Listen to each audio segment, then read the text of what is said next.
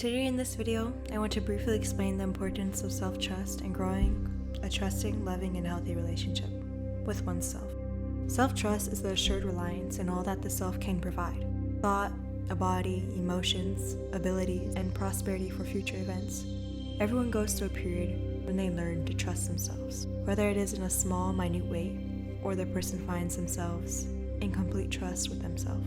Most of us have spent the majority of our lives being guided and directed by others, and directed on what is proper, what is the truth, and how we should think, feel, and interact.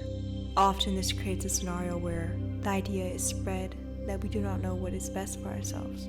This is deeply troubling to continue to propagate through the masses.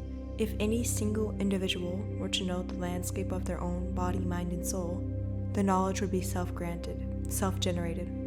In reality, the self is the entity that has the pleasure of seeing the entirety of a single individual while also interacting with other beings of self in reality. Pressure from outside the self also works to mold the individual, but the individual is the only one that can at once understand the truth of the self. It is very important that you learn to trust yourself. Self-hate is the cause of you showing yourself that you are not on your own side. The first course of action when you're in a state of distrust with yourself is to develop confidence in yourself.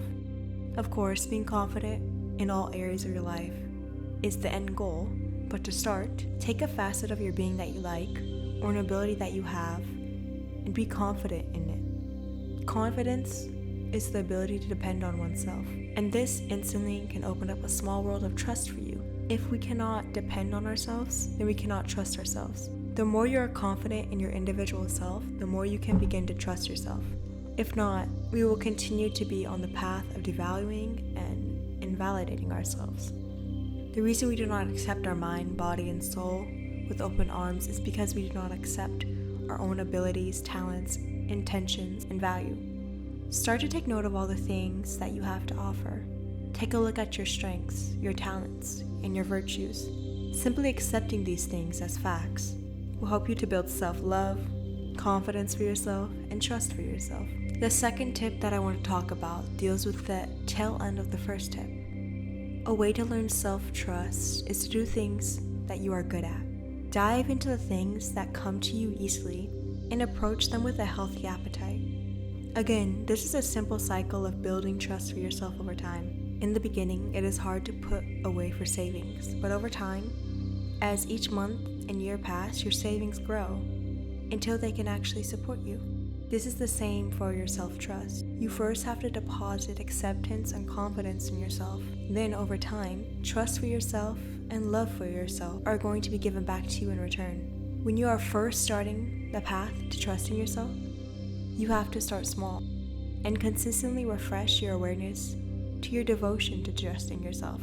We have always lived in cultures that base effort and production as one of the greatest virtues. However, what you like doing naturally is what you are good at, and there is no reason to delude yourself into thinking that anything worth having is hard-won. That is simply not true. If you are constantly doing something because you feel like you should and are struggling with it, you are going to continuously feel as if there is something wrong with you.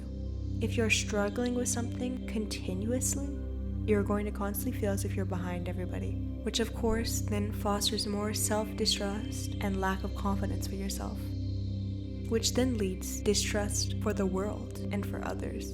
Go into the things that you do naturally and start to have confidence within your abilities. The next thing that will build your self-trust is to release yourself from the struggle of trying to always find a right answer.